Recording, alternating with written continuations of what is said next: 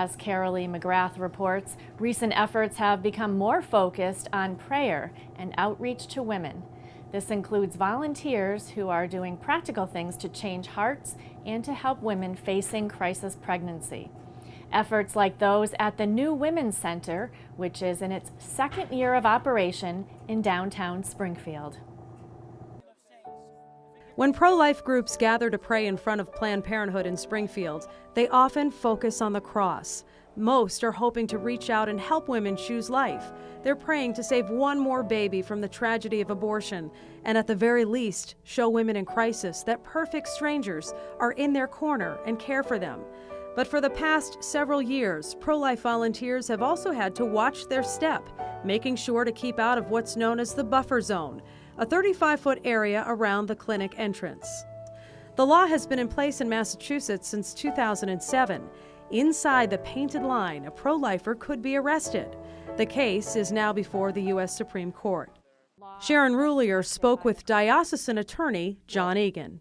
There actually is a line painted on the pavement or on the sidewalk within which no pro-life advocate can go. On the other hand, specifically accepted in that statute are employees of the clinic or volunteers for the clinic.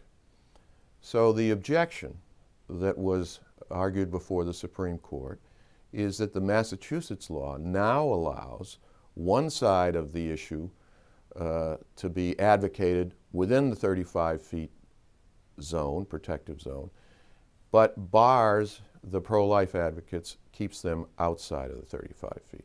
Opponents of this law say it limits free speech. Egan says he believes the court will rule sometime this spring. Any infringement on free speech is always a matter of particular interest to the Supreme Court.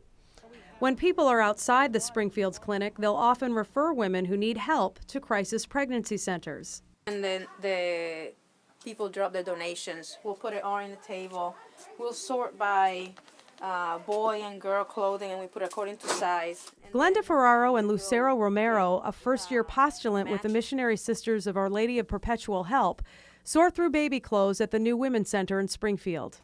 Located right on Main Street in the heart of the North End, the center is there to help women facing a crisis pregnancy choose life. Glenda and her husband Fred are among the original founders of this all-volunteer nonprofit. We're trying to be family friendly, be in the middle of the community itself. Right now we are across from the bus stop, so it's easier for the women to come. A lot of the women actually come, or families, sometimes we have families come, they walk. The New Women's Center is also just up the street from Planned Parenthood. The location was chosen to be a life-affirming alternative for women. The center, open for almost 2 years now, helps an average of 15 families a month, providing baby supplies, free pregnancy tests, and information about the baby's development in the womb.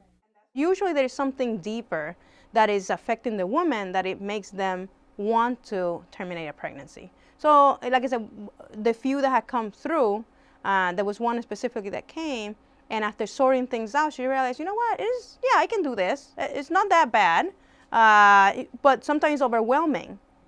And we're here just to offer the truth. They also give referrals for health, financial, and educational services.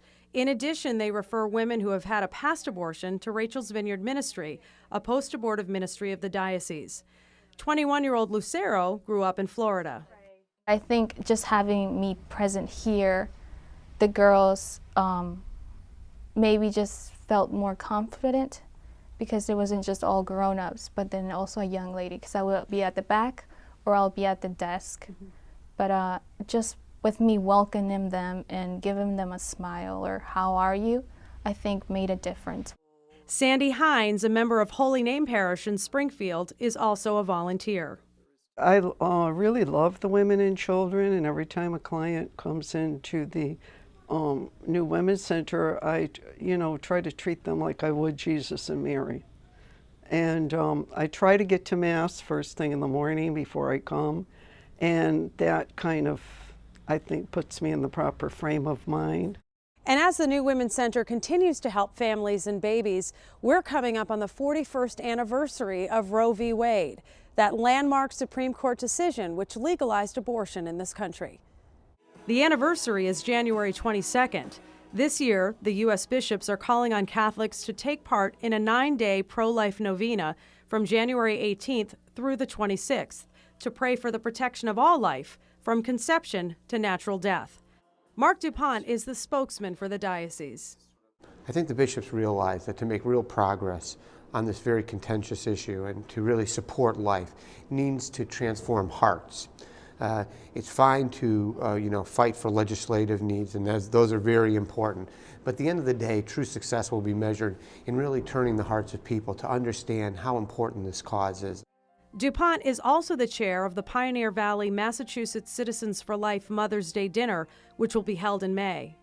I think this 9-day novena that the bishops have introduced is a great way to get people to know that on any level they can become involved in the pro-life issue, that they can advocate for pro-life causes simply by prayer and fasting.